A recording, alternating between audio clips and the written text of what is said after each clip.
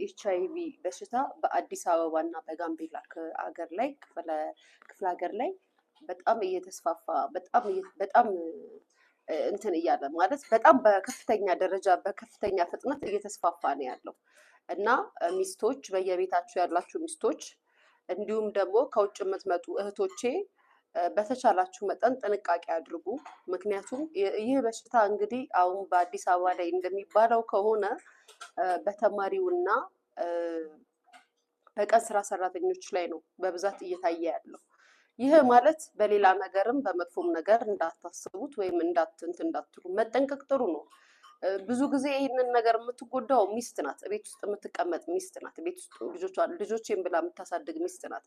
እንዲሁም ከውጭ ስትመጡ ደግሞ ቦይ ፍሬንዳችሁ ወይም ገርል ፍሬንዳችሁ ሀገር ላይ የተቀመጠ ሰው በሚነግሯችሁና በሚያወሩላችሁ ወሬ የታመኑላችሁ ይመስሏችሁና በቃ እውነት ትክክል ነው ብላችሁ ልክ ስትመጡ ወደ ሀገር ጥንቃቄ ባልተሞላበት ነገር ግብረ ስጋ ግንኙነት ስታደርጉ ለዚህ በሽታ ትጋለጣላችሁ። በከፍተኛ ደረጃ ኤችአይቪ በጣም እየተስፋፋ ነው ያለው። የሀገሬ ልጆች ይሄን እንደ ቀልድ አትዩት፣ እንደ ቀልድም አታዳምጡ። ሚስቶችን ብትሆኑ ተጠንቀቁ። ቤታችሁ ውስጥ ብዙ ነገር ሊኖር ይችላል።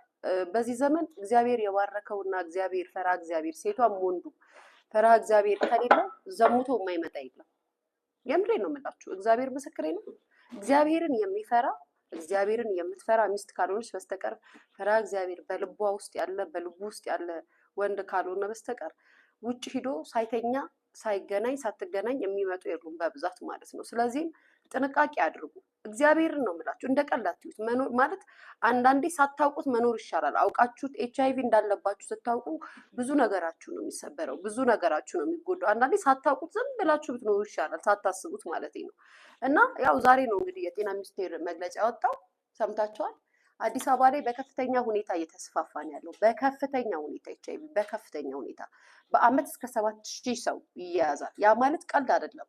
ድሮ ሰው የሚፈራው እንግዲህ ኤችአይቪ ነው ምናምን ተብሎ ነው። አሁን ኖርማል አድርገውታል ጋይስ፣ ኖርማል